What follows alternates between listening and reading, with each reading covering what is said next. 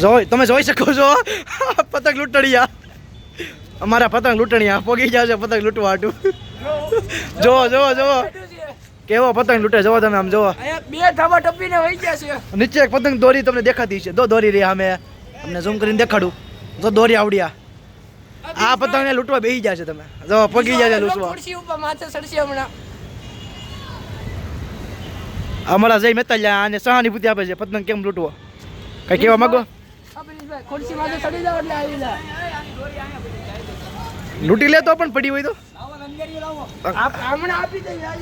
આ અમારા કાલે હતા એના ઈશભાઈ ને અમારા પ્રિય જયભાઈ નાની ઉંમરમાં મોટા કામ કરે ઉડાય.